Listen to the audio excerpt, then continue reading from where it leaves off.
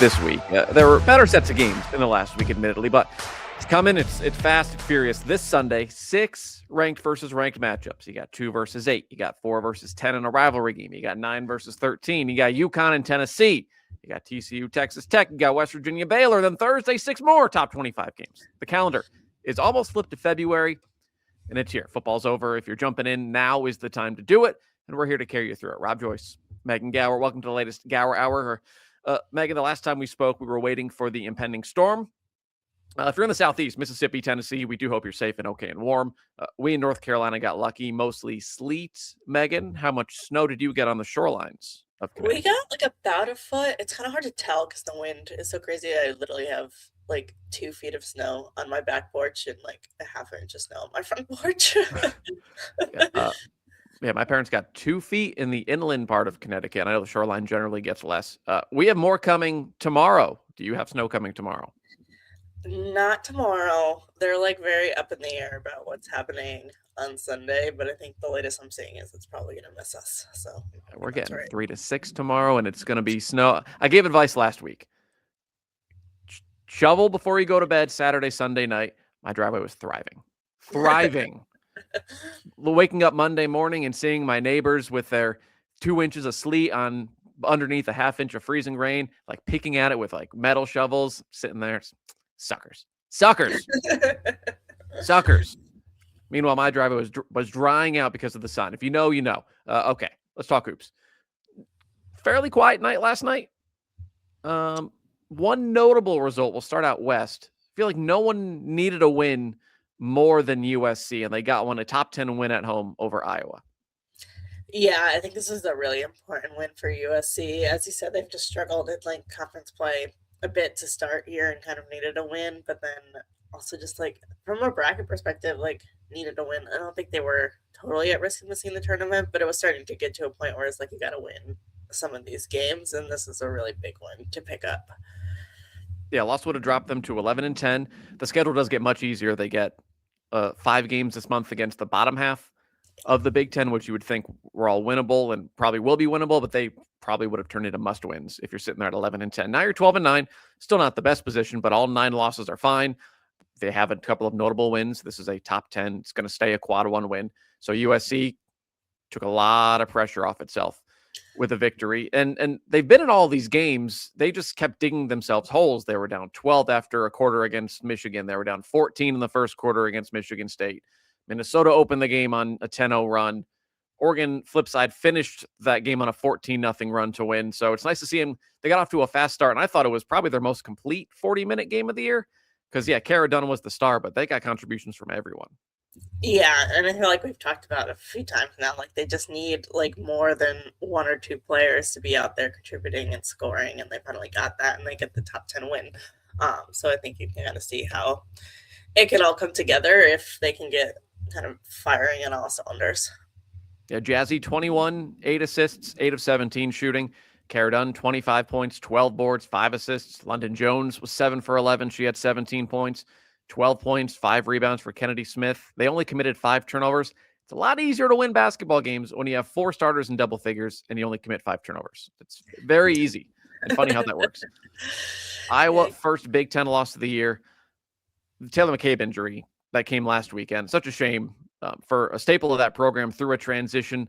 Wasn't their best player, but I feel like you missed her presence last night. And it's just, for one, a shame that, senior year, you're long past the point where you can redshirt. Sucks that that's how it comes to an end for someone who, is an important piece of that program. Yeah, exactly. You never want to see that for anyone, but especially, like you said, a senior that's been a big part of this program. And they're having such a good year, too. And she's not going to get to kind of like finish it out. And like, obviously, being a senior year there, you've played with Caitlin Clark, you've gotten to play in the tournament, but like to not get to finish that out her senior year, where they were very much on the path to be, and are still on the path to be a second weekend team and all of that, like not getting to play that just sucks. Yeah, she's going to get her degree, look to become an assistant, apparently, but you felt her presence miss last night. The bench was excellent. Journey Houston was again big off the bench. Taylor Stremlow was really, really good. 11.6 assists, 5 rebounds off the bench. Addie Deal got her first start, didn't score. She's been really good off the bench, so she slides into that McCabe role. And they're just a little bit thinner now for a team that probably doesn't have like an All-American on their roster. They have a lot of all-conference caliber players, more than most. They're still obviously they're a top 10 team, top 15 team. They just, when you lose a 3-point shooter for a team that your box hit or miss, chit chat quiet last night, an extra piece that can go along. 5-6 points in a game matters at this time of year. Yeah. Otherwise, outside of Jan Jansen, I don't think she meant to throw shade at the crowd, but she said she was surprised by how quiet it was at Galen Center, which I'm sure is going to be blown out of proportion, and that her team didn't match, like her team matched the energy of the crowd, which there wasn't a crowd, basically, or wasn't a loud crowd. The discourse. I'm already tired of the discourse, and I didn't even see the tweet until 25 minutes ago. I'm already tired of the discourse that's coming. So I don't think that's what she was going for. She wasn't throwing shade at USD. Well, they'll get a bigger crowd on Sunday because they play UCLA. We'll talk about that later. A game in October, if I told you on January 30th, we were going to be talking about Georgia, Alabama, I wouldn't have believed I don't know that I would have believed you. Yeah. Alas, here we are. Was that the only top 25 game of the night last night? It was. Yeah. Look at us. Look at us. Nice win for Alabama. Yeah. Yeah, I feel like Alabama just continues to impress. Like they just keep finding ways to like put it all together and get wins in these big games. And it's not all one player; it's a mix of different things. And just they're really able to just get it going. Yeah, first real adversity of the year for Alabama. They had the ugly loss at Auburn without Essence Cody. They just didn't make enough shots. Lost to Tennessee. How do they react? Well, they scored 85 against Mississippi State. Jessica Timmons was really, really good last weekend. Carly Weathers had 8 straight points in the fourth quarter. Then they overcame a slow start on the road last night. They were down 8 after one quarter. Picked up a double-digit top 25 quad 1 victory. And then Cody's come off the bench since her injury. She was really, really good. 16 points, 6 of 7 shooting. Held Georgia to below 40% shooting. So, yeah, Alabama just keeps on keeping on as it's okay. It's a good thing to be the 8th best team in the SEC this year. Yeah. Not a bad best team to be. I mean, you're talking about what like 7 of those teams are like fighting to host. So not a bad place to be at all. Yeah, we're going to talk about that hosting picture in a little while. I don't think either of these teams are in it. Georgia, I know they lost. I know the fourth quarter was ugly. They only scored 6 points. It was a game, and then Bama pulled away. I'm so impressed by the turnaround. There were reasons to be skeptical early, right? They had a gaudy record, but they had the 340th non-conference strength of schedule out of 363 teams. However, since the start of Coach Abe's tenure, so that was 22-23, they had beaten 2 ranked teams. Well, then they beat 2 in 6 days. They're on track for the tournament in a year where she was very much on the hot seat. Georgia, yeah, I'm for someone who was very much not a believer, probably at the start of the new year, if not little more recently than that. Yeah, they're a quality tournament team. Yeah, agreed. I mean, obviously the loss last night, but like you mentioned, the win over Ole Miss, the win over Kentucky, like this is a team that is stacking up good wins, and yeah, certainly going to make the tournament. Yes. You know who's also on track to make the tournament after a much-needed quad 1 win? Mississippi State. Yeah. We can talk about Tennessee in a minute. They looked bad, in a word, but slow start for the Bulldogs, and then they turn it on in the last 3 quarters and put up 77 points, win by 15 on the road, quad 1 win. They're now 16-6. They oddly have not played a quad 2 game. So for a team that's kind of bolstered, quad 3, quad 4, they're 12-0 against quad 4. Need some resume wins, and they got one. Yeah, I think this is an important one too, to the point, like their resume is really weird because I don't know how they haven't played a quad 2 game, but need to pick up some of those quad 1, quad 2 type wins in SEC play, and they got a really important one last night to kind of put them in a place where they're more firmly in the field a little bit. I don't know if Georgia, I don't know where Georgia is in the net. That I could see that being a quad 2 at some point, but still, yeah. Missouri won't be a quad 2. Arkansas, Florida, Texas A&M, none of those will be quad 2. Texas, LSU, South Carolina will be quad 1. It's weird. It's a quirk. Yeah. Yep. That's unusual. Tennessee. We haven't seen it in a couple weeks. Kim Caldwell post-game last night said about 25 days, which of course she's a coach. She knows the exact number of days. When it's bad, it looks really bad.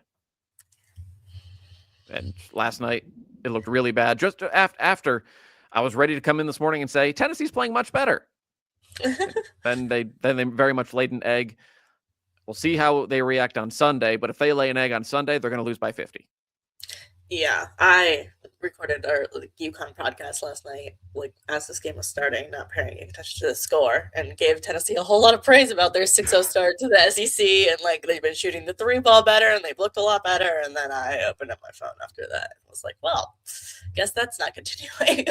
So I'm not going to look great when that one comes out this morning. But yeah, they looked bad last night is the best way to put it. Yeah, 4 of 21 from beyond the arc, shot 32%. Janai Barker's back. That was good to see. She came off the bench, played 28 minutes, 10 points. Mia Paldo was oddly put on the bench. She's probably been their best player in this little stretch. Nia Robertson got the start, played 14 minutes. Paldo still got her 26 minutes. But yeah, I mean, Tennessee they laid an egg. They're still in the hosting conversation because, I mean, we can get into it now.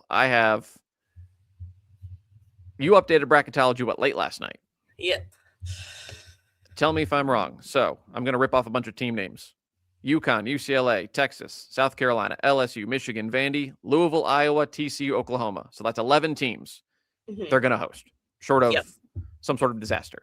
Well, that leaves 5 spots. And then you go down a little bit further in the rankings.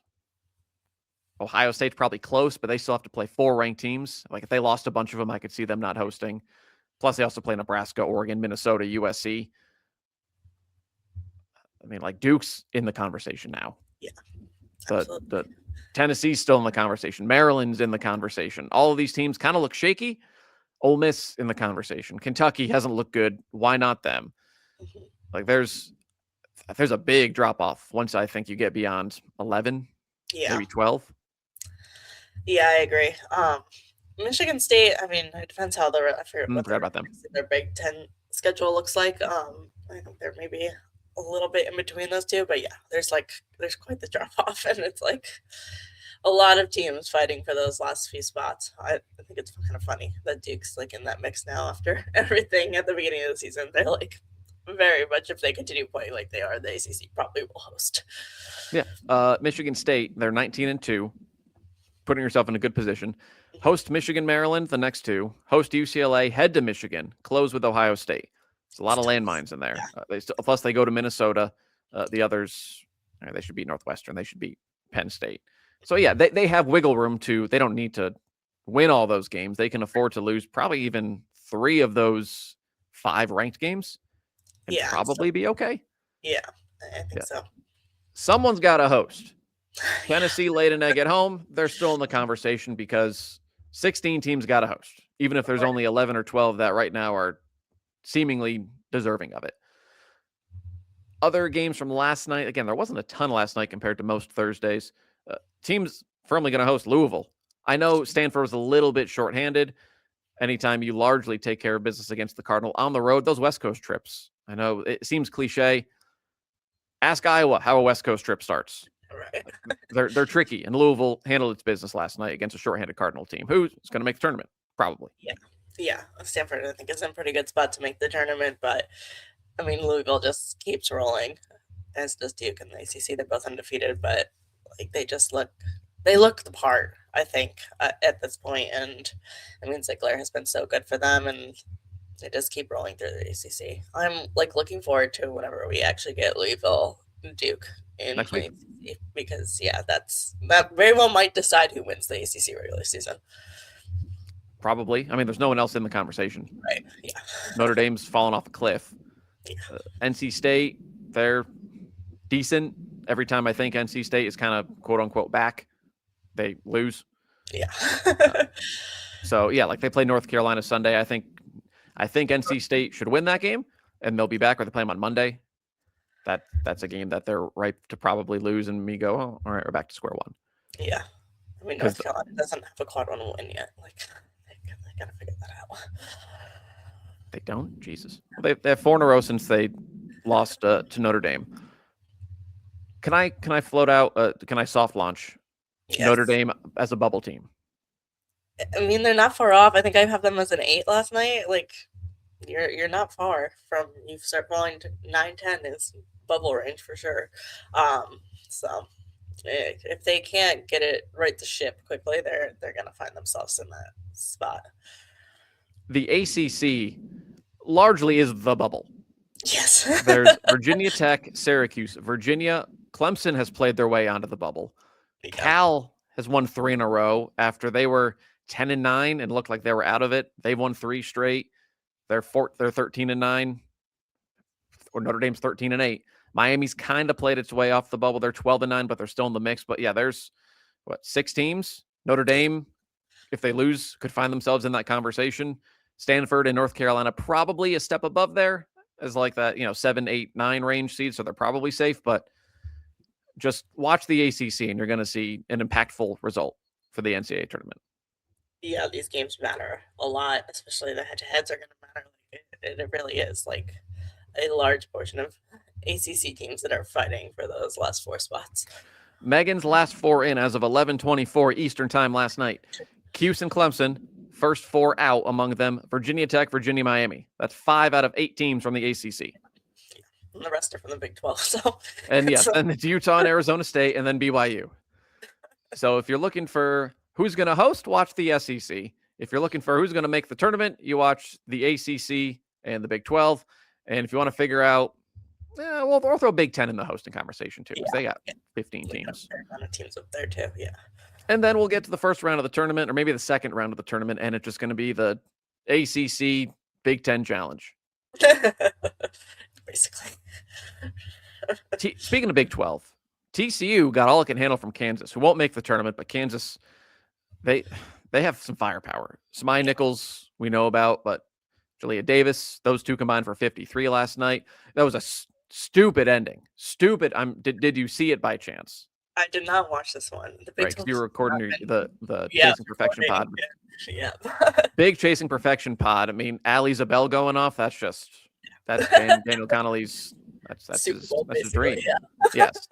Anyways, yeah. So TCU is up 2 with I think 7 seconds left, or they're up 5, I guess technically. The clock stopped twice as Kansas was trying to shoot the ball. They made a 3. There was like 0.6 on the clock. TV Eric Freed basically took out his own iPhone and was like, yeah, very clearly more than 6 seconds came off the clock. The game, frankly, should be over. They put on 0.6. TCU had an inbound. They committed an offensive foul on the inbound before even getting the ball in. Kansas didn't have a timeout. They had to throw the ball 60 feet. They made a layup, and they called a foul, but it came after the buzzer, but they had to look at it. It's like, what is happening? What is happening? They had 2 reviews, a disaster, but TCU avoids disaster. They win the game. What are your thoughts on TCU? Because they're 20-2. They're 8-1 in the Big Ten. They keep winning games. Feel like they, for the most part, they lost to Ohio State. Fine loss. Even losing at Utah, that's aged fairly well as Utah has played its way towards, they're in the bubble, but towards the NCAA tournament. They don't look fully the part to me right now of a team that could get to Phoenix. Yeah. I mean, obviously the record's there, but I tend to agree. Like, they don't look the part. And I don't know. I can't put my finger on exactly what it is, but I think it's just these like close games and things. And it's a lot of close games in like the Big 12, which like there's good teams in the Big 12, but there's not outside of like, I mean, Baylor's the only other team that's like threatening to host. Like, there's not great teams in the Big 12, and I think we're just seeing a lot of other teams that we're talking about being in like the potential for Phoenix, even outside of the top 4, like obviously the top 4, but like a Louisville, other teams like that are just taking these same kind of games and winning them by 15, 20 points and like coming out and kind of making it look easy against some of these teams. And I feel like we haven't seen that from TCU much. I'm looking at, is there a trend here of when TCU struggles? What's happening? So Utah made 13 threes. They lost. I guess it happens. The West Virginia game, West Virginia, sure, they make life miserable. West Virginia shot 28% and needed a buzzer beater to win. So you didn't make shots. You turned the ball over 24 times, but that's different than giving up 13 threes. And then Ohio State, you turned it over 20 times. Your defense was fine. You were plus 10 on the glass. You found a way to lose because you had 20 turnovers. Last night, they had 3 starters foul out. Miles, Suarez, and who's the third one that fouled out? Silva, they all fouled out. So you're without your best. So like it's all different things. There's not like, oh, they shot 30% in every game. So if they don't make shots, they're going to lose. Or they had this really, really good defense that like led the country in everything in non-conference play. But well, they gave up 87 to Utah. Well, they gave up 79 to Kansas. They gave up 71 to Ohio State. They only gave up 51 to West Virginia. So like they're a little all over the place.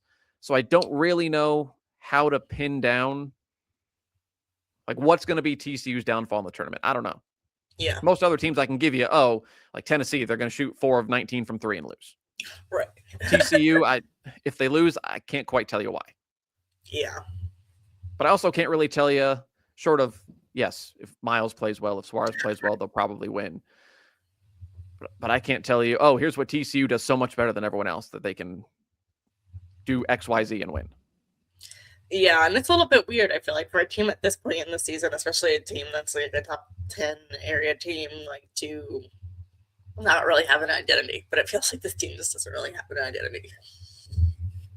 No, they play pretty good defense. Yeah. They have an All-American, Olivia Miles. Marta Suarez has been really, really good. And it's gelled. Like, that's not the problem. It's not a bunch of newcomers who don't quite know how to play together. Just I feel like there's something off here. Yeah. Just a little bit. And I can't quite put my finger on it. Another notable result last night. First of all, we talked bubble earlier. Shout out Virginia. 109-106 in triple overtime at Wake Forest. Needed that. Couldn't afford to lose that game.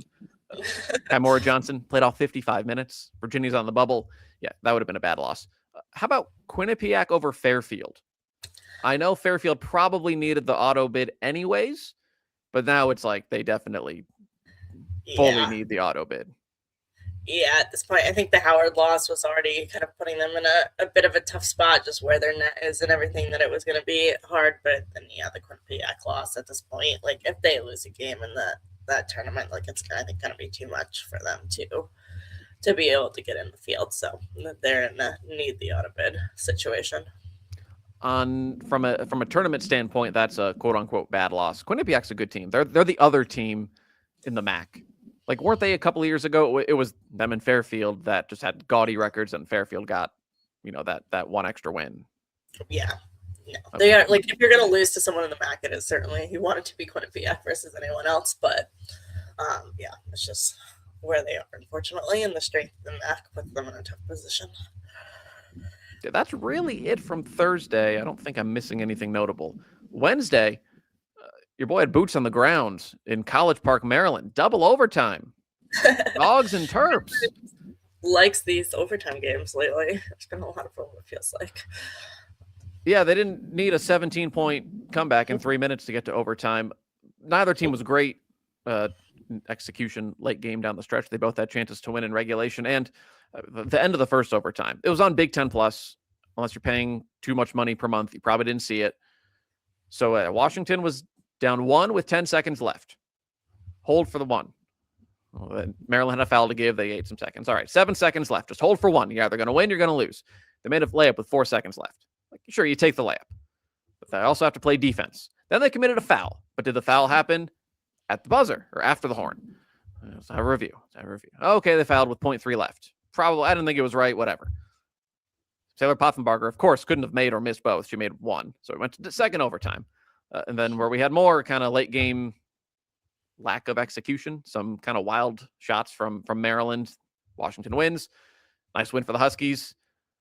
It was a fun game. I know I'm kind of downplaying the late game execution. Really fun game. There was a time when Savia Sellers and Addie Mack were just going bucket for bucket, and it was really fun. It was almost like the other 8 can leave. Just get out of the way. You're interrupting the one-on-one matchup. Savia Sellers, first of all, is a dog. Career high 38, super, super talented. And she had 4 in the first half. She just came alive. And then Addie Mack, she doesn't look like much. I'm not going to lie. You see this little, I think she's listed at 5'9". Like, she's not 5'9". She's tiny.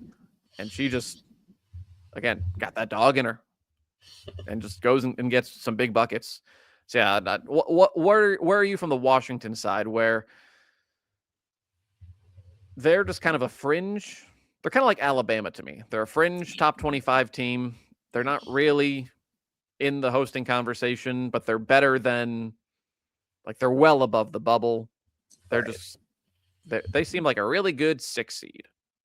Yeah, I think that's exactly where they are. A really good 6 or 7 seed. Like they're not going to make it into that hosting picture most likely, but they also are. They're not anywhere near the bubble, like you said. They're firmly in the field, and yeah, I think they're going to be in that I can't say it, this 6-7 range. We're past that. It's fine. Yeah. Yeah. It's not cool anymore, I don't think. Okay, good. I still don't know what it means, but I'm glad to hear it's not cool anymore. But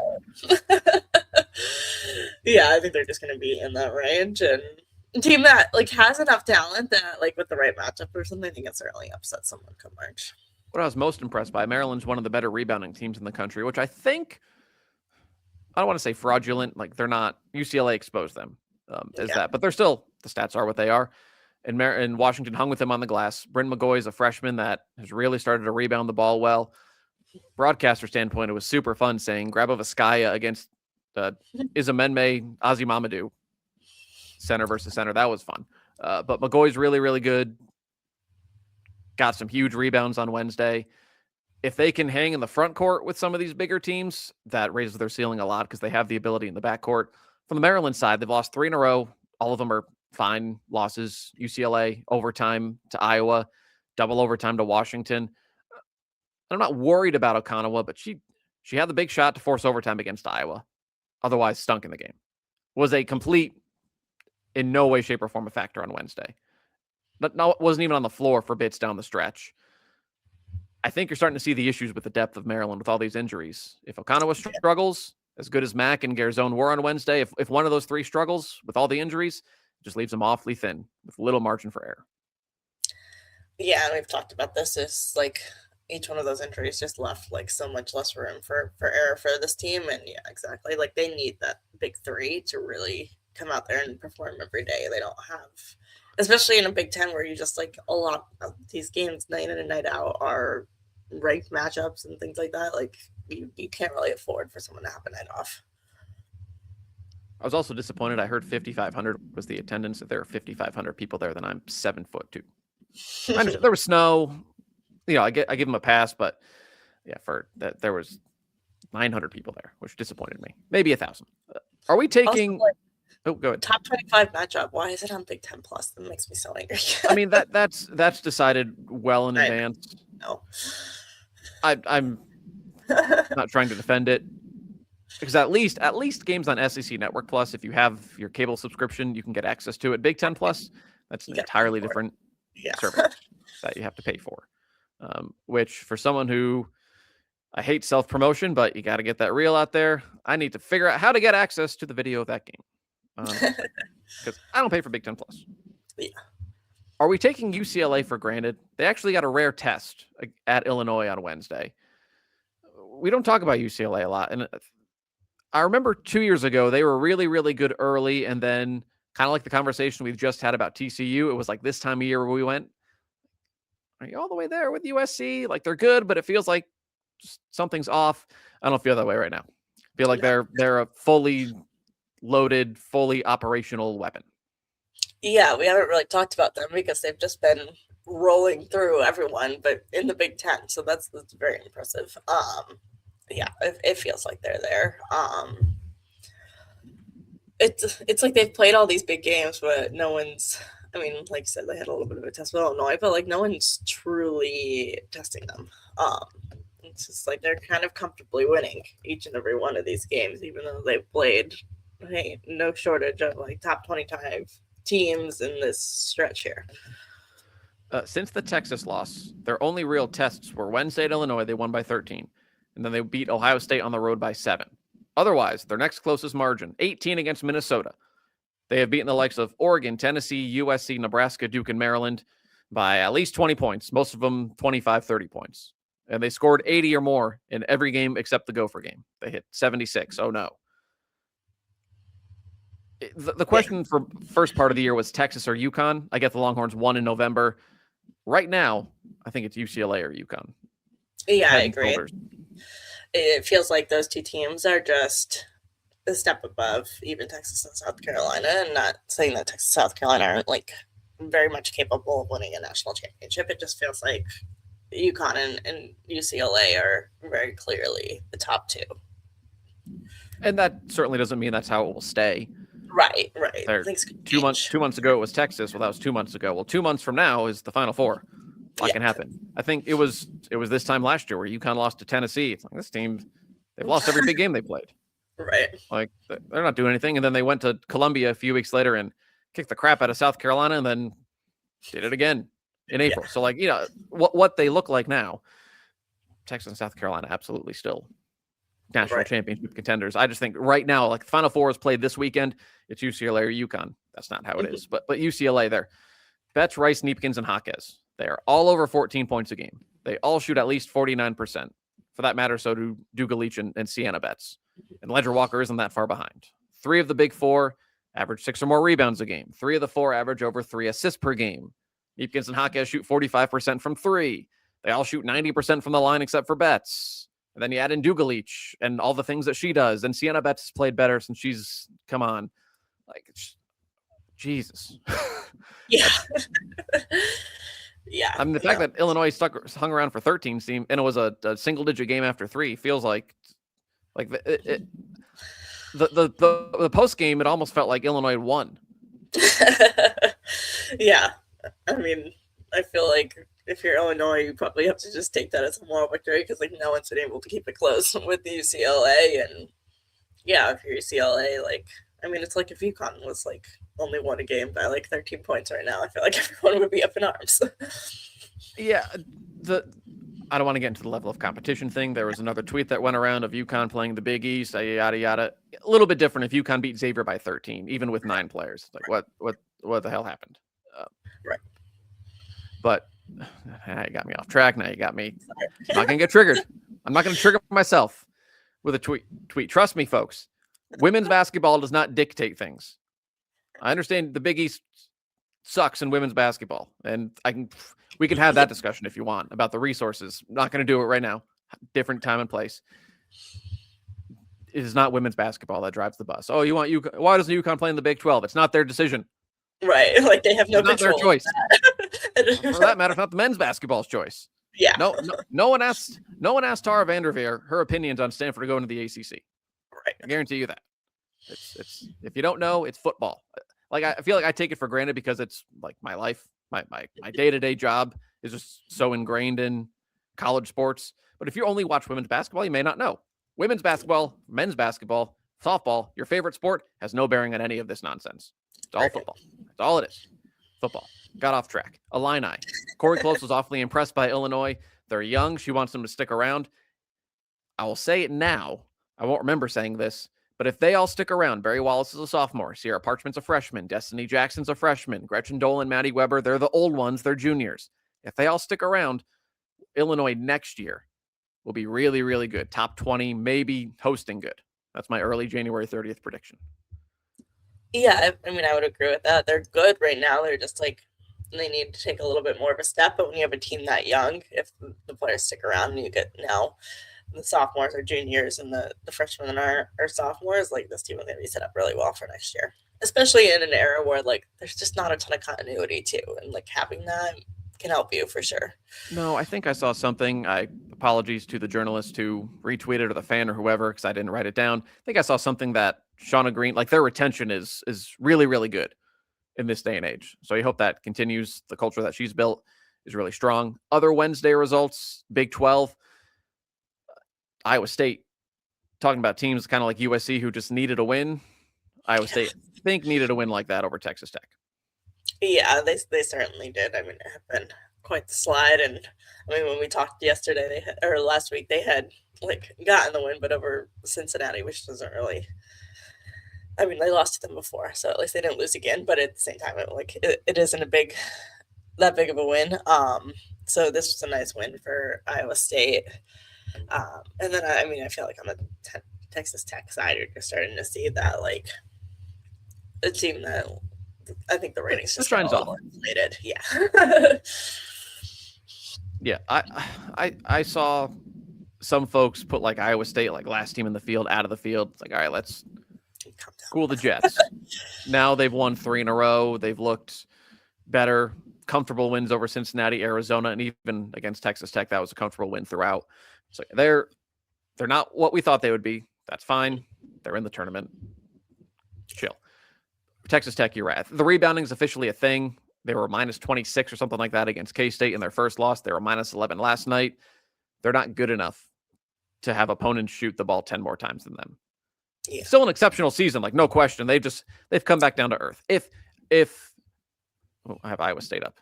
If Texas Tech was 20-3, but the 3 losses were like November, December, and January, we'd be sitting here going, Texas Tech is 20-3. Instead, they just happened to stack 3 of the losses in the last 4. So we're going, oh, what's going on? They were always overachieving, right? They're still overachieving given preseason expectations. They're in that conversation of fringe top 25, more so than the hosting conversation, probably. Yeah, exactly. Like they're going to make the tournament. They're still going to way overachieve what anyone was thinking for this team going into the season. But as you said, the shine's coming off a little bit. Yeah, they're 20-3. They are not really, I don't think, if they win out, sure, 3, 4, 5 losses, you'll be in the conversation for hosting. Their net is down to 30. Can you explain? So I saw this floating around this week. So there's a new metric that either goes into the net or the committee is using it along with the net to decide. It's called, you probably see WAB, W-A-B. It's wins above bubble.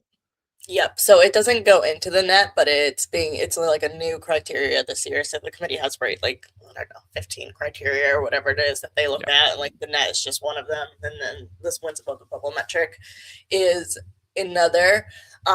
So basically my understanding of how like the math works is it doesn't take account like margin of victory at all. So it's just solely based on results. So it's like a loss is a -1 and a win is a +1. And it's a measure of how many wins do you have against like your strength of schedule compared to what like a bubble team would have. So I think they define the bubble team as like the average bubble team against your record or against your schedule would have X amount of wins. Right. So I think like, for example, like UCLA's wins above the bubble is like a 10 or something. So they have 10 more wins against their schedule than like and they define the bubble team as like the 45th team in the net. So they have 10 more wins than the 45th team in the net would have against their schedule. So basically, UCLA is 20-1. If the 45th best team in the country played UCLA's schedule, they would be somewhere in the 11-10 or 10-11 range. Right. And exactly. UCLA is 20-1. Mm-hmm. Which is insane. UCLA perspective. I think it's gonna matter less at the top, but I think it becomes really interesting when you start to look at the bubble teams and some of those teams that are like higher in the net, but like you're not really sure if they're gonna make the field because there's teams like Virginia is a good example. I think Miami is another example where that number is negative. So you have less wins than the average bubble team would have against your strength of schedule. And I think that's where it's going to start to probably play in more than at the top. Yes. Virginia is 59th in the, is it WAB? WAB? What are we going with here? WAB? WAB. Say the WAB. I like WAB.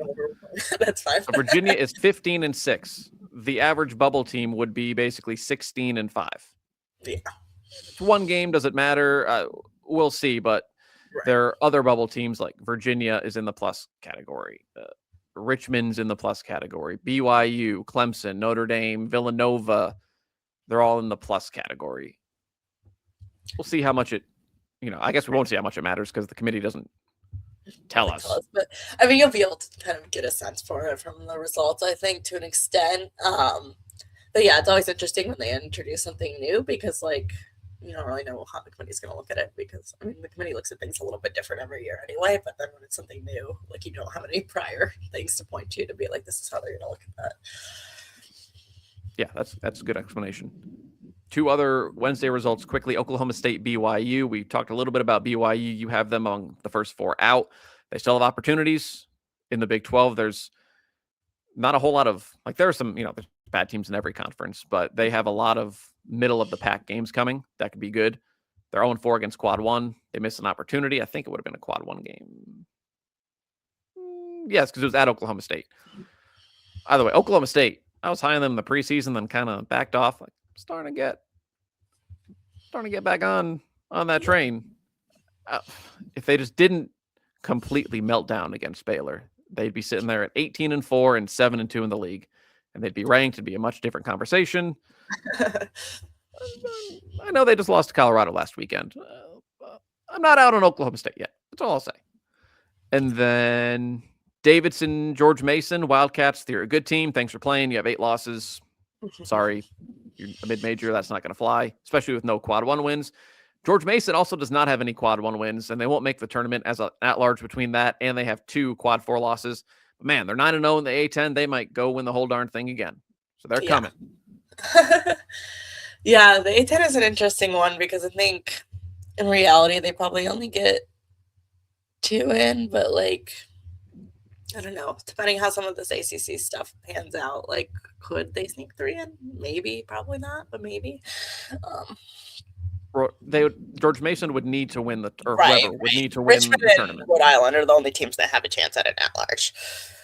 Yes, Rhode Island is 18-2. They won 12 in a row. Remember, they beat NC State and Raleigh. That was like their moment where they jumped on the map. And then Richmond, we know about Richmond. They won 6 straight. They're 7-1 overall, 17-4, or 7-1 in the league, 17-4 overall. And yeah, there's enough landmines of George Mason, Davidson, St. Joe's is still pretty good. Just don't trip up. Yeah, because they'd be in a vacuum.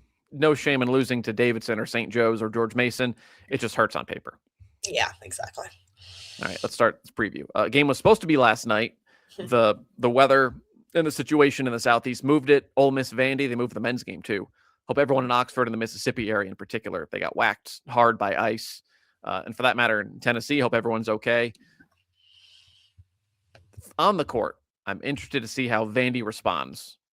Because not the first time that the trendy, shiny new toy, we're, not the Vandy players, but us, media, fans, whatever, going, we're going to go into Colonial Life and show these girls what's up. And then they just get smacked. Yeah. Probably not the time you want to play South Carolina at home after the Gamecocks didn't play well and Dawn wasn't overly happy in her availability the next day. Yeah, agreed. Not the time that you want to go play South Carolina after a loss because they were going to be ready for sure. But now how do you respond to that? Yeah, exactly. Like it's one loss, right? Like Vandy is still very much in a position where, quite frankly, they're competing for an SEC championship right now. Like one loss in the SEC, you are competing for an SEC championship right now. They only have to play South Carolina once and Texas once. So like there's no reason they can't stay in that conversation. They're competing for a number 2 seed, like, so that can they respond against Ole Miss and like not let that loss kind of define how the next few weeks goes. I mean, it's one loss. Don't let it snowball. Ole Miss, obviously a losable game. Florida, for that matter. Gators gave Texas a game for a half, but then they still have at Kentucky. They host Oklahoma and Texas. They go to Georgia. They host Kentucky. They host Alabama. They go to Tennessee. That's a lot of landmines. Yeah. I know that, like, mathematically you are correct. They are in the race for an SEC title. The odds of it aren't high. I'm not going to say I'm not going to an SEC title. They have a tough stretch to go here, but I'm not going to throw an Abe Lincoln on it because to this point, the start of SEC play, yes, they beat LSU. That's a exceptional win. Until they played South Carolina, they hadn't played anyone else in the conference. Yeah. Arkansas, Missouri, A&M, Mississippi State, nice enough win. Auburn, still, you're talking bottom of the 16 teams in the SEC. They played the bottom 6, basically, or bottom 5. Yeah, the gauntlet is coming. Gauntlet's coming. Ole Miss, I still don't know what the heck to make of Ole Miss. Yeah. The no-show at Georgia, it looks to be a one-off, but when they're bad, kind of like Tennessee, they're not competitive bad. Yeah. Yeah, I feel like you just kind of like have to see what Ole Miss brings each day. I don't know. It's really hard to predict what this team is going to look like. I mean, they scored 49 against Michigan State. They got blown up by 23 to Georgia. They nearly lost to a Memphis team that is 8-12 and 2-5 in the American. But when they're good, then they take Texas to the wire at their place, and they beat Oklahoma at their place. Yeah. I don't know. Card. Yeah, if you told me they won by 5 and they outgridded Vanderbilt, absolutely. If you told me Vandy scored 95 points and won by 20. Sure. Who was the team last year? There was a team like that. Was it Oklahoma State last year? Yeah, Oklahoma State last year was all over the place. Yeah. And then if you're looking for a mid-major game tonight, doesn't take top billing anymore because of Ole Miss Vandy. Princeton, Columbia. Lions 13-5, 4-1. Handed the Tigers their only regular season Ivy losses last year. Princeton's red hot. They still only have one loss, right? Yep. Yeah. You got to be locked into that. Yeah, that should be a fun one. I mean, this Princeton team is really, really good. Like, firmly at-large team. So they can afford. Yeah, they can afford. Okay. Don't pick up too many, but they can afford. I mean, I think they're like a 6th seed right now. Like, they've got room. I mean, they're ranked 19th. Mm-hmm. They average 5 in double figures. They are not deep at all, but they're starting 5 very, very good. Madison St. Rose, Vadim Atal are the 2 better players. But I mean, Columbia, not too often. Look this up. Very fun stat. Columbia has a guard, Fliss Henderson, great name, leads the team in rebounding and assists. I don't see that too often from a guard. I like that. Yeah.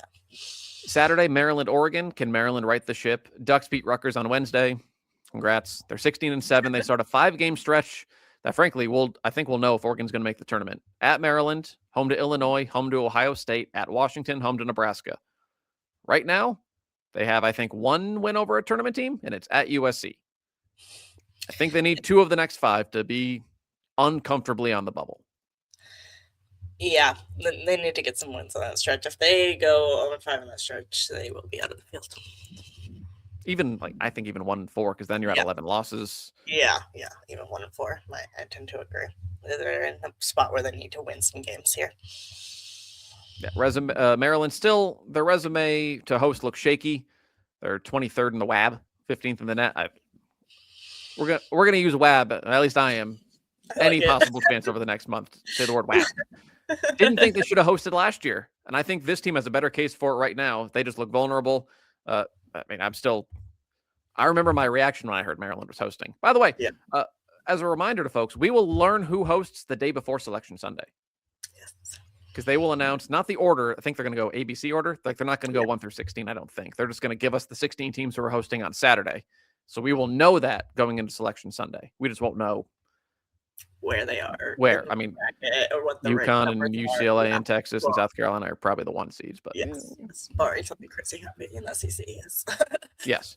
BYU, Utah seems like an awfully important game. I mean, Megan's bracketology, Utah last 4 in, BYU first 4 out. Head-to-head isn't, it's probably you very rarely have head-to-head, but yeah, it could be a thing. Yeah, I think with the number of Big 12 and ACC teams that are like sitting on the bubble, it could matter this year because it's very well could be coming down to, is it BYU or Utah that gets that last spot, or is it Clemson or Virginia Tech, or whatever teams? Yeah, that's getting that last spot. So if that's what it's coming down to for that last spot, like head-to-head, it will matter. Utes have a quad 1 win against TCU. Actually, they have 2 quad 1 wins now because they beat West Virginia on Wednesday. That was a game Wednesday we didn't talk about. 3 quad 2 wins. That Texas Tech wins a quad 2 right now. Seems like proof we might need to adjust the quad systems on the women's side. Cougars do not have a quad 1 win. They do have 3 in Q2. They also have a quad 4 loss that really weighs them down. So, yeah, there's a lot of feels big. Yeah. Saturday in Provo.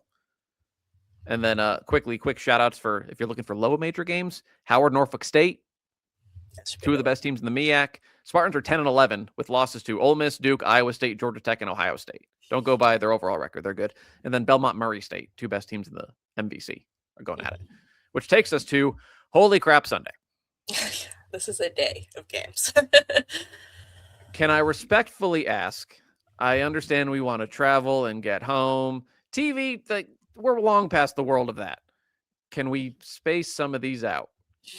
because simultaneously on Sunday, you have UConn, Tennessee, LSU, Alabama, and Michigan State, Michigan are all tipping at noon. And then at 1 o'clock, you have West Virginia, Baylor to throw in the mix. And then at 2 o'clock, you have Baylor, West Virginia will still be ongoing. Texas Tech, TCU will tip off. And then an hour after that, Texas, Oklahoma tips off. And then while that game is still going on, UCLA and Iowa tip off. Can we just put one of these at like 5 or 6 or 7?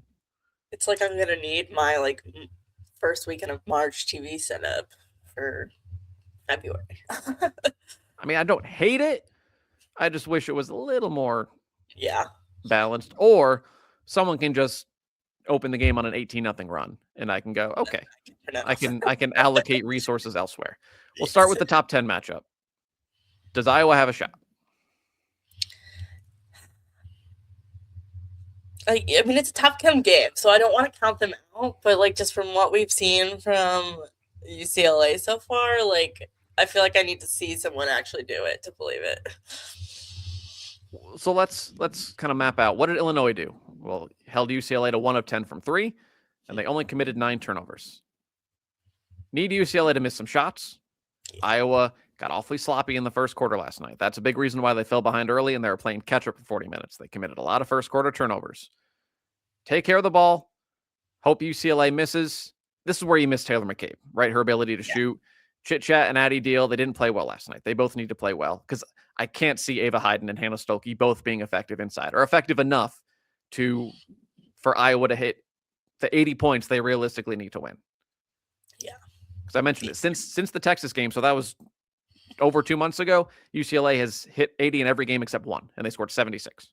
You're not holding UCLA to 65 points. So I don't see it. Yeah. That means it's probably going to happen. The other top 10 matchup, Texas, Oklahoma.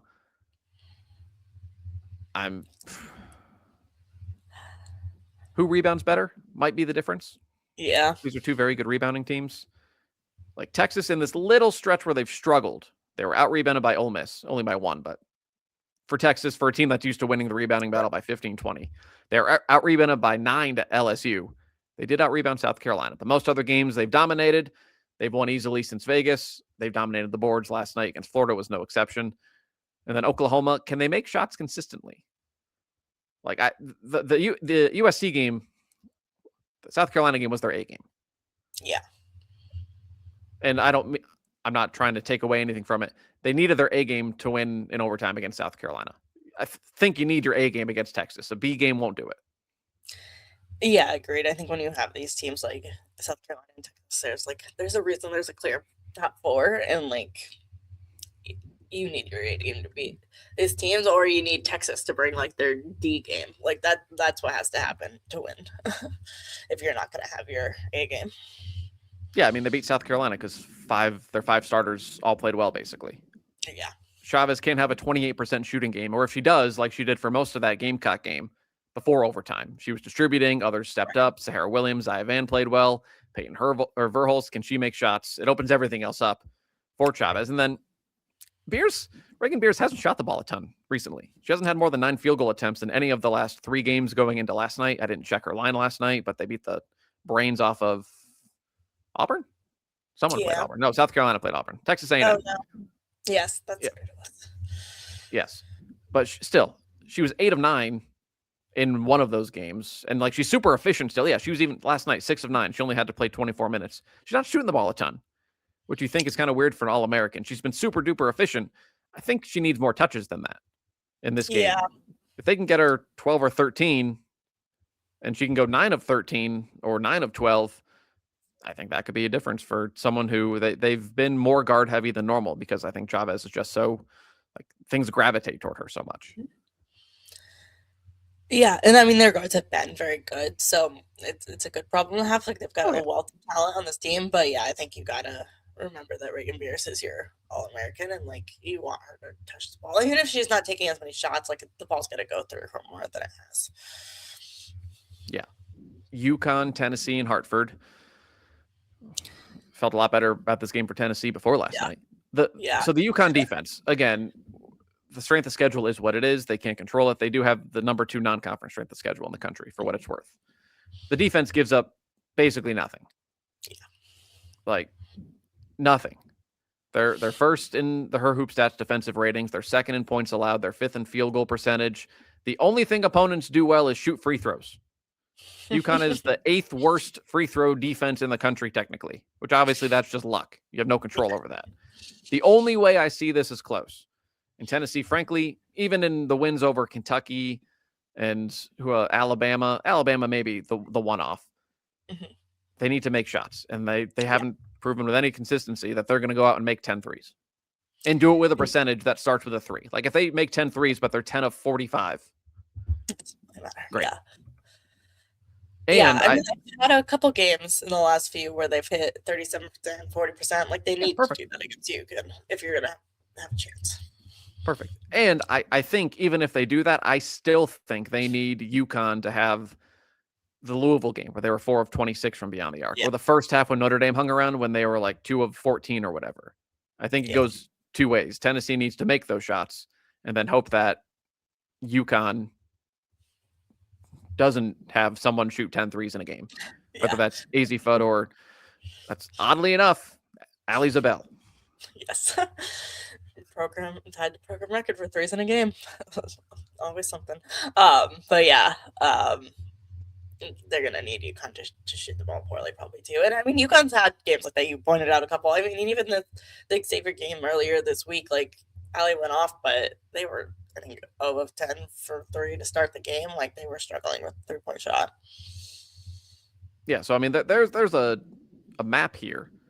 Plus, of course, Tennessee, if they start turning over UConn, Huskies don't really turn the ball over a ton. But yeah, it seems like such a tall order if you watch Tennessee last night, right? It's recency bias, but also, the game's in 2 days. Yeah, so you're gonna have a little recency bias. It seems like a lot taller of an order than it did even before last night. The other top 15 games Sunday, the 5th that we're talking about or whatever, Michigan State, Michigan. I think this is the epitome of Michigan has more talent, but it's a little more inconsistent. Michigan State is a much more consistent team, going back to that talent versus team thing with the Spartans. And in East Lansing, the Her Hoop Stats database, this is a coin flip game. And that's what it feels like to me. Yeah, it really does feel like that. I mean, these are 2 teams that are in the top of the Big Ten in that group of everyone that's not named UCLA. And they really could see it going either way. Wolverines, their 3 losses, 36% shooting, 33% shooting, 41. They don't get to the line a ton, so they have to make shots. Against the Spartans defense, that's good, not great. Opponents shoot 40% against them, which, middle of the pack nationally. Same with 3-point defense. So the opportunities are going to be there. Spartans, they've narrowly won or lost the turnover battle a handful of times, and that's their closest games. They're not winning the turnover battle by 10. They're either winning it by 2 or 3, or they're losing it, or they're tied. So when they win the turnover battle by 6, 7, 8, they're just awfully hard to beat. So can they get Michigan to turn the ball over? Can they take care of the ball themselves? Because if they do, that's just, if you get them into a half-court game, they have enough depth, they have enough quality that they're fundamentally sound that they're all hard to beat. West Virginia Baylor, it seems like that's lost in all of this. 2 fine offenses, 2 pretty good defenses. Lady Bears ripped off 8 straight. Why not them as a hosting team? They only have 3 losses. Yeah, they're certainly in that conversation. I think I have them in there right now. They've certainly got the resume for it. And if they can keep picking up some wins down the stretch of the Big 12, they likely will host. They're 27th in the net, but you look at who's above them. Like Kentucky, weird team. USC, not going to host. Minnesota, probably not going to host. UNC's not going to host. Nebraska's not going to host. Duke, you can make the case. Again, if for whatever reason it got that close resume-wise, Baylor did beat Duke. Came the first game of the year. We'll see if it matters. And I know West Virginia lost on Wednesday at Utah. I like the Mountaineers. They have 6. They have 6 quad 1, quad 2 wins. That's more than Kentucky, Maryland, Ole Miss, and Ohio State. Don't count them out. Yeah. Any other thoughts of West Virginia Baylor? No, honestly, probably going to be an ugly game. It's like one of those that has like 55-50 written right on it, but You're probably, yeah, especially that game's in Morgantown, probably. And yeah. then Texas Tech TCU. Can the Red Raiders score enough? I talked about the rebounding earlier. Utah last weekend is the only game since mid-December they've shot 50%. Otherwise, they're sub 40. They were even sub 40 in the win over Baylor. TCU, I know their defense there've been cracks in the last few weeks, but they're still near the top of the nation and everything pretty much. I don't know if Texas Tech can score enough. And frankly, for Texas Tech, this and home to Baylor are their last quad one opportunities. If they want to host, it seems like a must win. Yeah. Yeah. I think if they don't win at least one of those, but probably both of them, it's going to be a hard argument for them to host. They just don't have the wins that all the other teams that are in that conversation have. LSU Bama. Did we talk about LSU last week? I don't remember if we talked about LSU last week. I don't remember. What do you make of LSU? I don't know. I haven't decided yet, to be honest. Like, they're kind of all over the place, right? Like they lost the first two games in SEC play. Then it kind of feels like they righted the ship. I forget who they played last night, but they like played with their food for half the game and then won comfortably. Yeah. I mean, you can't play with your food for half the game against Alabama, or you're gonna put yourself in danger. I don't know. I feel like I need to see them play like South Carolina to figure it out. Well, they play at Texas Thursday, and then they get South Carolina Valentine's Day. Yeah. So it's there we go. Valentine's Day Saturday night. Prime time. There we go. That's what I'm talking. It doesn't need to be at 2:00 on a Sunday. There's enough 2:00 Sunday games. There's a lot of them. Give me a Saturday. That's what I'm talking about. Yes. I think I'm higher on LSU than what at least I see online. Whether it's, I understand they started 0-2 in the SEC. They lost on a buzzer beater basically to Kentucky. They lost on the road at Vanderbilt. They led both of those games in the fourth quarter. They probably should have won both given the leads they had and the times left in both games. I think people are very quick. They don't like Kim Mulkey. They don't like LSU. They didn't like Angel Reese, whatever. They're just quick to go, see, LSU stinks. Like, oh, the schedule, like the non-conference schedule.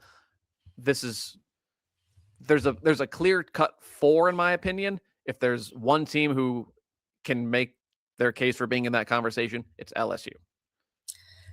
Yeah, I agree. That's my take on it.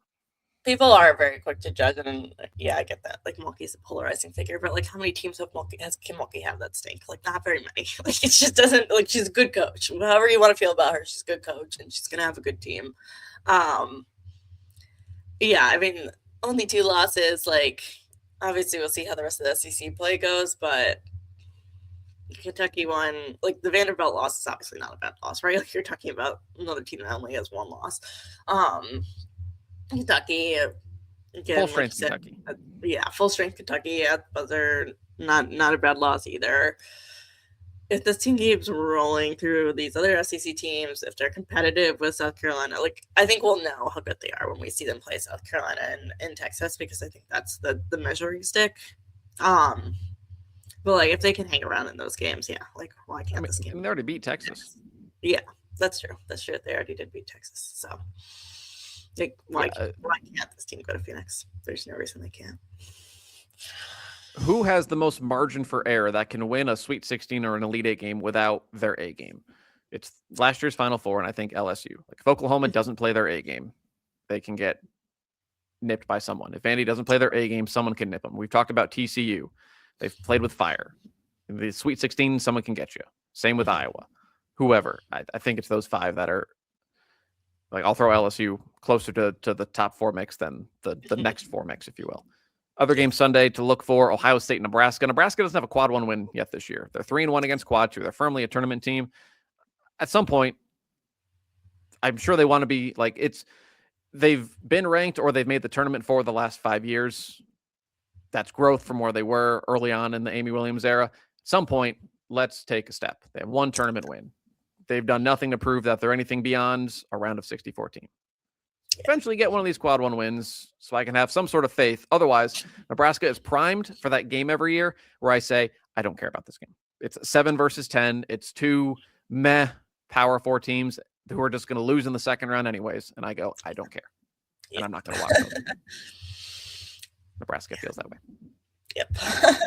And then Washington, Illinois, we talked about both those teams. And then, I mean, forget everything else we've talked about. I know you're going to be locked in. ACC Sunday. I'm sure it's early in the afternoon. 2:00 ACC Extra, Virginia Tech, Virginia. Yeah, it matters. It's a big one. Forget all these top 10 games. No, but it is a big one for the bubble. A lot of these ACC games are going to become really, really important for the bubble, and each one of those wins is going to matter in terms of who's kind of edging towards the right side and who's edging towards the wrong side. I mean, for that matter, like if Cal doesn't need to beat Louisville, if they did beat Louisville, that'd be a bolster. Yeah. Syracuse, go to Miami and win. Just help yourself. Notre Dame, don't get swept on the West Coast by going to Stanford. Yeah. NC State, North Carolina, I'm not going to lie. Couldn't care less. Does absolutely nothing for me. You know what? Nebraska is going to play North Carolina in the 7-10 game, and I'm not going to watch 1 second of it because I'm going to go, great. Whoever wins is just going to lose to the 2-seed LSU by 20. Yeah. Yeah, this game doesn't really do anything for me either. I mean, UNC still doesn't have a quad one win. NC State, I mean, they have some good wins, but then some. You said it earlier. We're like, you think they're figuring it out, and then they have flop. So I don't know. We'll see. Wednesday, Michigan State, Maryland, Michigan, Nebraska, Illinois, Oregon, all NCAA tournament teams that are worth watching. Thursday, LSU, Texas, round 2. LSU won the first one in Baton Rouge by 5. Very, very surprised that LSU out-rebounded Texas by 9 in that game. I wonder if Texas maybe takes that personally. Georgia, Tennessee. Lady Vols could be in danger of, likely going in back-to-back losses. Mm-hmm. On the road to Georgia, don't make it 3 in a row. Kentucky, Vandy. Alabama, Ole Miss. Washington, Ohio State. Notre Dame, Virginia Tech is a big game Thursday. We don't need to go too in-depth. We've talked about basically all these teams. I will end, though, with this. Likely, maybe, probably, undefeated Louisville ACC play, undefeated Duke ACC play on Thursday. Is Duke back? Give me your thoughts to wrap things up on Duke. I think they're back in that, they're certainly in the hosting conversation.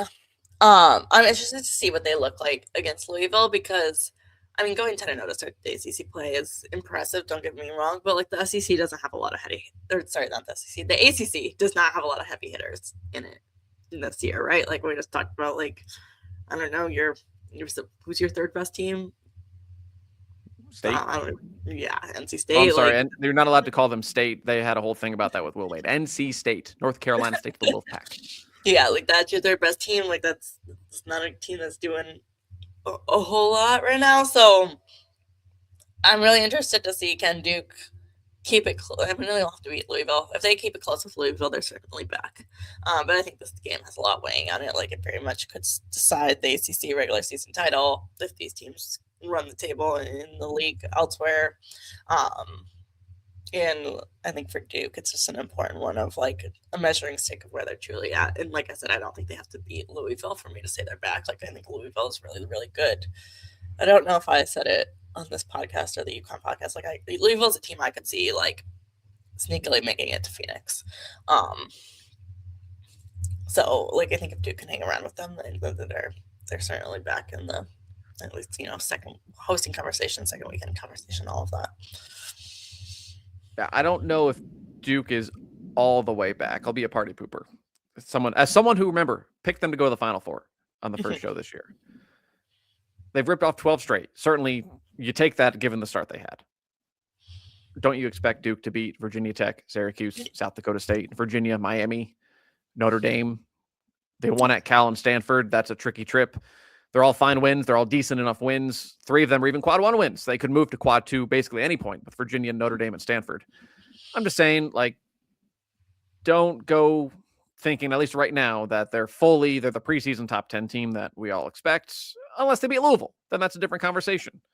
Because if they lose to Louisville, even if they take care of North Carolina twice and NC State, I'm not going to be, I don't think, all the way in. I see maybe an overcorrection towards the median. That's it. That's fair. I'm not trying to say they're top 5, top 10 team good. I'm just saying they're I mean, her hoop stats rating, the 9th best team in the country. Yeah. by the numbers. Super ridiculous. On that note, wow, that's a lot of basketball. There are, again, 12 top 25 games between us ending this show now and the time we talk next Friday. So settle in. If you're getting snow, get some hot cocoa, turn on basketball on 7 different screens, and we will talk next week.